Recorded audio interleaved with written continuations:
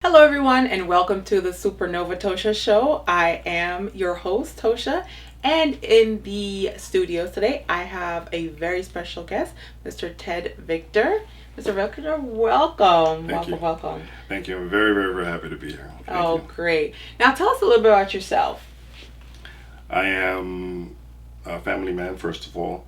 I am happily married with three wonderful children. I've been an educator for much longer than I anticipated. I've been in the classroom for quite some time. I started teaching in New York, and I then went on to teach in Miami-Dade for about 3 years. Met my wife, and I've been at MacArthur High School for quite a number of years now. And during the years, while working in the classroom, I've noticed that the apathy for learning was there. A lot of the students did not necessarily have the enthusiasm, at least I had, for learning, and I actually had to ask the universe, how is it that I can fix this and inspire these kids to no longer walk into the classroom with sagging pants? So I prayed on it and decided to ask for help from the community. And I had to learn social media rather quickly, so I decided to offer companies free social media advertisement in return for them to mentor my students. Nice. And there began the Broward Social Network. Okay. And so I opened that company a while ago, and I've been busy ever since. I use it as a platform to professionally mentor young people, to introduce them to careers that they never thought were possible. And I also use that as a platform to culturally and politically engage the public, help folks get elected, and to just inform the average citizen as to what's going on in their communities.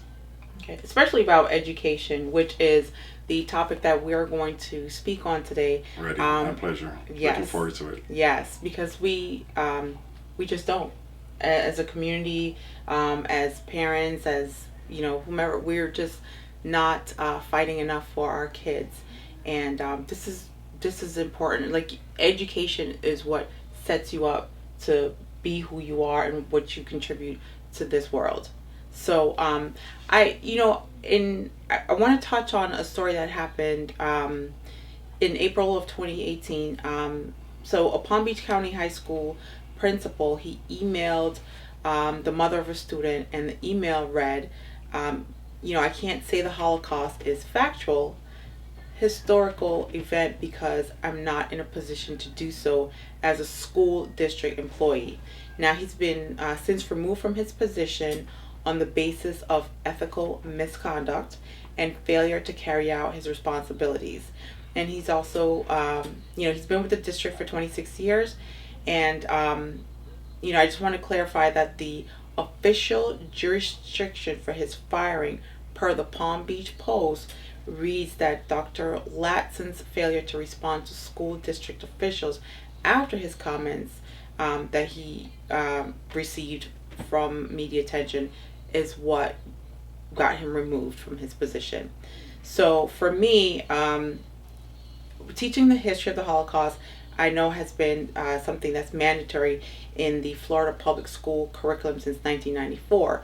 And that's when the state legislature passed the Holocaust Education Bill. Now, is there a legislature for teaching the Atlantic trade slave involving the transportation of slave traders or of enslaved African people, mainly to the Americas or anywhere? Has there been a mandate for that? Well, I'm proud to report to you that Florida Statute 1003.42 is the specific language that anyone can look up from the Department of Education website, Florida Department of Education website, where one can clearly read subsection G is the very first one that identifies that we are actually required to teach the history of the Holocaust. And further down, you have the list of African American history and Latin American history, Hispanic American history, Okay. and then women's studies. So what happened at the Spanish River High School, I believe, Yeah. Spanish River High School with Dr. Latson, became very controversial Yeah. because I do believe that there was some sort of a blend or a blurring between fact and opinion. Absolutely. So I do believe that anyone has the right to express their opinion. However, I guess in particular context, it may be misunderstood. Um, I think there's more to the story. Nevertheless, there's just no question, we did have a Holocaust, unfortunate Holocaust history, and we actually must educate all of our students about the history of the Holocaust and our Jewish brothers and sisters. Equally, we ought to be able to teach the history of African Americans and the Atlantic slave trade, the history of Latin America, and women's studies as well. So, at this point, considering that we have such a wide spectrum of ethnic groups in South Florida, we ought to be learning as much about each other as much as possible. Absolutely. The more we know about each other, the more comfortable we'll be with each other. So I'm still not necessarily sure about all of the details about Spanish River, but nevertheless, no parent should be unsure about what their kids are learning. They should have a clear understanding what their children are learning, and in addition to that, all schools are required to follow the mandates that we have from the Florida Statute 1003.42, whereby Jewish studies, African American studies, Latin American studies, and women's studies are required topics in order to be able to expose our children to, our students to.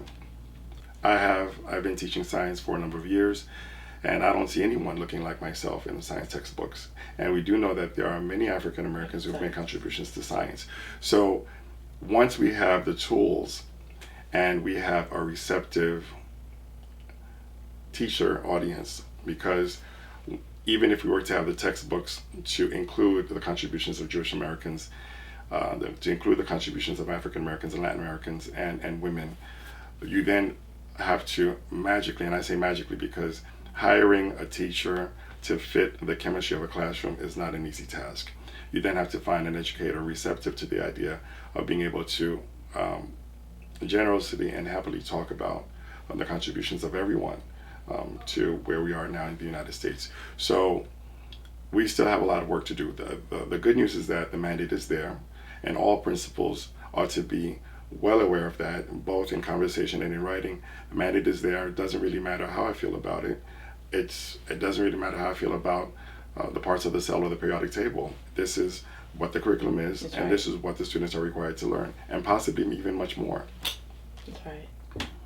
Now, for me, I know, having school-age children, I would like to see that the curriculum to include debt management, taxes, credit management, time management, stress management, and how we, as a society, how can we aid in, as parents, how can we aid in having these things brought into the schools? Okay, so you are wonderfully bringing up the topic of why I created the Broward Social Network. I can honestly tell you that I never thought I would say this. However, education is changing at a pace much faster than we can possibly keep up with. The what's going on in current events, what's going on in pop culture, the textbooks are not keeping up with them. And now that we have technology and the internet, the kids are learning, probably not some of the good things, but kids are learning much more than we probably did when we were their age. So realizing that the kids need to learn much more, I believe the key is exposure. I believe the key is environment. So once a month, I take the kids out into the community, and they may be exposed to a business company or a corporate company that's going to talk about how to balance finances, how to get prepared for their future, how to create a business plan. What can possibly closely approach what you're mentioning are what we have, what we have now, which are called industry certifications. Okay. So industry certifications would allow a student the opportunity to learn a skill that would be immediately useful after high school, instead of having to get a 4-year degree in order to look for a job paying above minimum wage. So with the industry certifications, it goes beyond the standard curricula, whereby math, reading, social studies. You can get an industry certification in web design. You might be able to get industry certification in how to open up a greenhouse, how to be able to open up a daycare. So there are always going to be a number of topics that our young people can and should learn. And I do believe that we are slowly approaching that now. And the biggest element, and I tell this to my parents all the time, the biggest element to what you're speaking of is the teacher in the classroom. Mm-hmm. The teacher has to be receptive, has to be passionate about what he or she is doing, has to actually be concerned about the future of our young people, because unfortunately I can say we might have quite a few colleagues who are there for the paycheck and who is not necessarily thinking about taking a math curriculum, because what you're talking about can and has been happening. Again, depending on the teacher, you have a curriculum to teach algebra, you have a curriculum to teach geometry, to teach math. An educator can creatively make a real world scenario included in that, because the state of Florida tells us what to teach. However, the state of Florida does not tell us how to teach it. Okay. So therefore, we can be creative. I use a lot of hands-on products or instruments that are not traditional science products. I take for example, a box of cereal that instead of throwing it away, I actually keep it, and I use it to teach my students how to read the nutrition label, how to count calories, what does it mean, and we actually have it on our curriculum to be able to teach out of chapter 2 from the science textbook, to teach the macromolecules, what are carbohydrates, what are proteins, what are lipids, and they can actually see a real world application of that, because if it's just in the textbook, it doesn't really come to life until I tell them, well, this is how this actually applies to the real world. Because oftentimes you hear the question, well, why do I have to learn this? Okay, well, this is how it connects to your everyday life. Okay. And if the individual in the classroom is not connecting the dots, and it won't necessarily have that much meaning. You're right. You're right about that. Now you're saying, and I totally agree with you about the textbook not keeping up with the rapid pace and how children are learning. With budget cuts, and I know there are some schools that have technology, like the children have either tablets or laptops. They have access to that. Why is it so difficult to get all schools to be able to have that? That's a very good question, and also possibly a touchy question. And I can, in my opinion, and I'm going to clearly say this is my opinion. In my opinion, it all comes down to demographics and economics. If, for example, you have a zip code of individuals who are wealthy, yes, those students will get those materials. If you have a zip code where a lot of the students are what's called Title I or Title I district, where a lot of the students are free and reduced lunch, and the parents have low incomes, the resources are not necessarily going to be channeled back into the school system.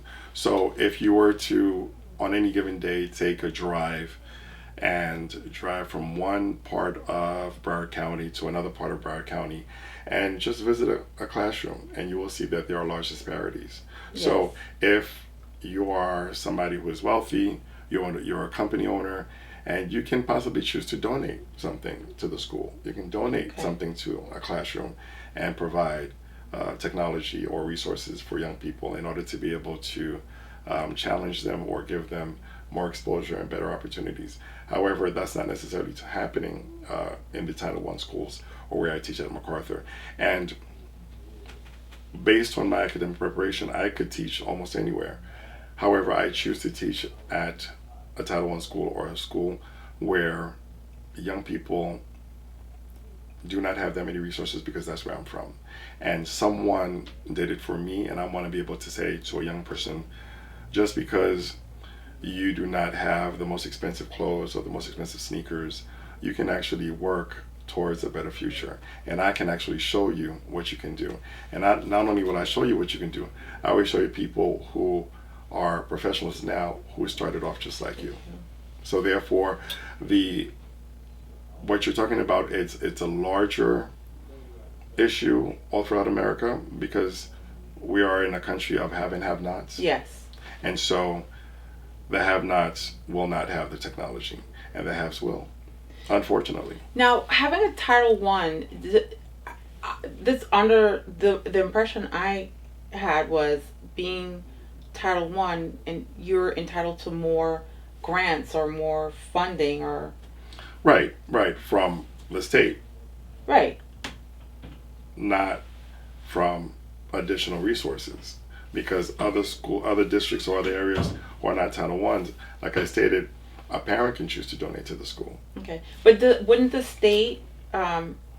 So you have a school that's in a neighborhood of the house, and then you have a Title One, and wouldn't the state give more to the Title One school, or is it just blanket for public schools? The Title One schools do get more funding. However, it's not necessarily enough funding to go to match the schools of the haves. I understand. It's not necessarily enough.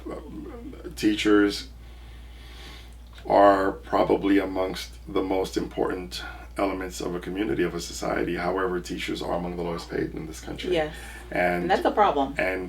And there you have teachers who are not giving their all. There you have teachers who do not stay in the profession.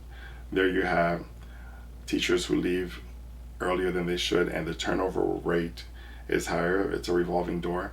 And there you have teachers who are new and have not honed their skills of the classroom. Okay. Because when I first started teaching, I honestly thought it was about just explaining the periodic table, teaching the students the parts of the cell.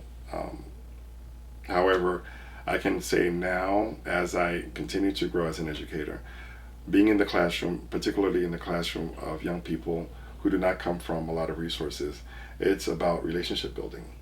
Okay. So,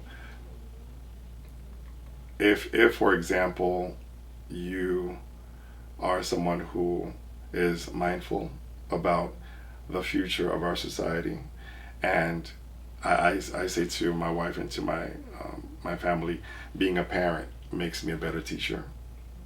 Being a teacher makes me a better parent. So I say to the parents, the minute the students walk into my room for the 90 minutes, they're my kids. And there are many, many, many teachable moments that are unable to be measured. And I probably will see those dividends many, many years down the line. However, it's important that the educator becomes independently resourceful, because I may not necessarily get what I need. I can honestly tell you, maybe about 2 years ago, I complained that the chairs in my room were not of quality. They were so broken, they were tearing the clothes of my student. Oh my goodness. And I actually had to write a grant to get those chairs.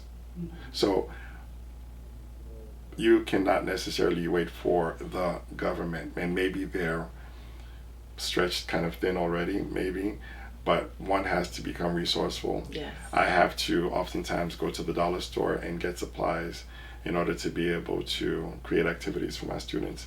So learning can still take place at the same level of the haves, at the same level of the communities with more resources. So I'm assuming this is, and parents complain. So I'm assuming that's why when you have a list of school supplies, but the list, as some parents have said to me, that it may not be necessary for your child alone.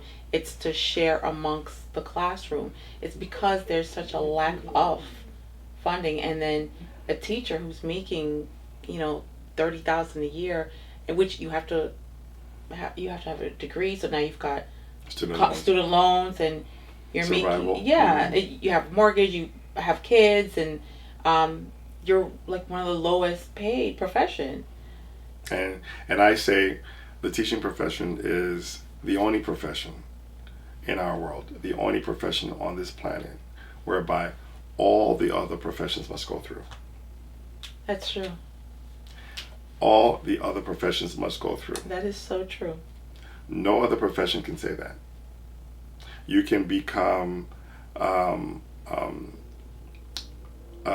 whatever you want to be. A neurosurgeon, astronaut. You can become whatever you want to be. However, show me someone getting there without an education, without an educator, without a teacher. That's true. That is absolutely true. So we ought to give it the respect that it's due. We ought to give it the pay that it's due. and the consideration that it's due. Because if we do not take education seriously as a society, the laws of physics says whatever goes up must come down. This country will not continue to be a first world country.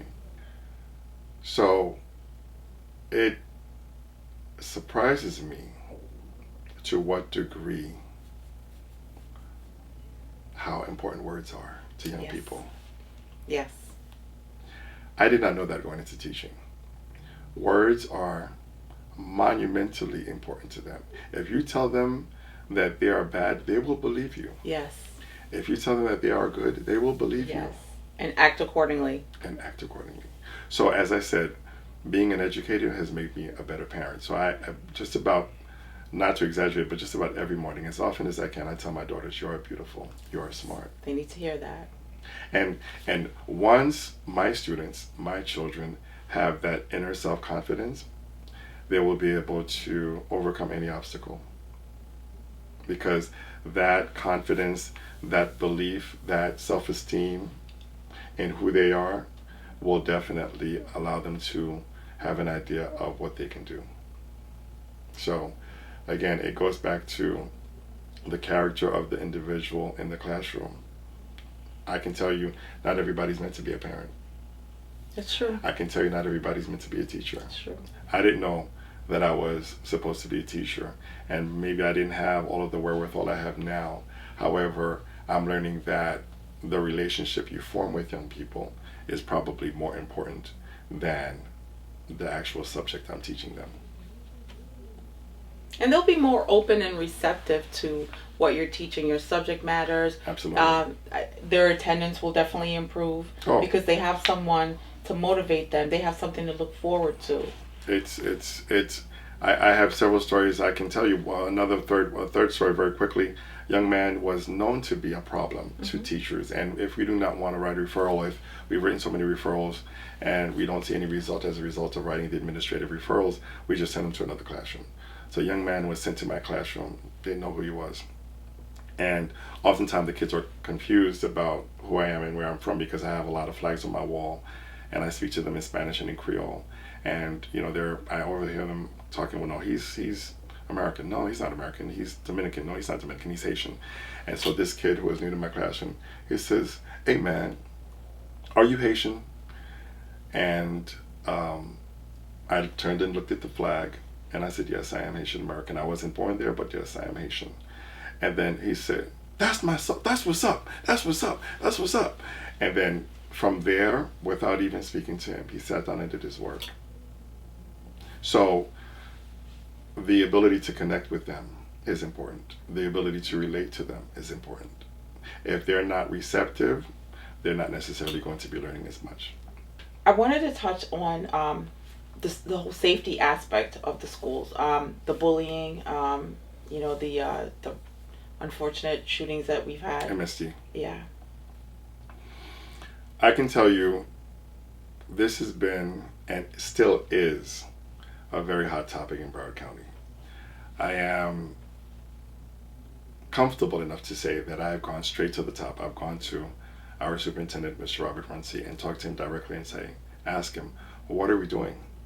What are we doing? And he has been wonderfully receptive. Okay. He has invited me to his office and we've sat down and we've spoken, and I do believe that whoever is interested in listening with an open mind, he will be able to talk to them and show what he's doing. And I can tell you personally, at MacArthur High School we have a single point of entry, which we didn't have before, MSD, whereby we are allowing students to enter the campus from one entrance, and in addition to the single point of entry, they absolutely must have ID.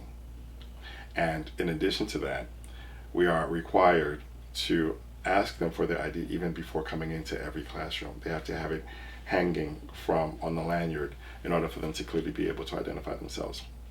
We open and close the campus at certain times, much more restrictive, and additional cameras, I believe, have been added to our schools, whereby the police system or the police police department can actually see what's going on in live time. So I do believe that Mr. Runcie, our system, is doing what they can in order to keep our kids safe. However, I must say, and this is just my opinion, I'm not speaking for Mr. Runcie, I'm not speaking for anyone else for the school board. There are eventualities in life that I don't think we can prevent. There's 9/11. There are hurricanes. There are tornadoes. And I'm not necessarily sure, as I said earlier, that we can solve every problem of every child. I'm not necessarily sure that we can prevent another 9/11. However, I do agree with all rationally thinking folks that if we can put a safety measure in place, we absolutely should. If a young person saying I'm being bullied, we absolutely should. And it shouldn't be left to Robert Runcie or just the administrators. It should be left to everybody on board, even including the custodians and the teachers in the classroom. And parents. And parents. I can tell you comfortably in my classroom, no one's bullied. In my try me. No one is bullied. No one. It is a safe space. So we all have to have all hands on deck in order to be able to make this work, because it is a huge undertaking. Education and educating young people with few resources and parents with few resources.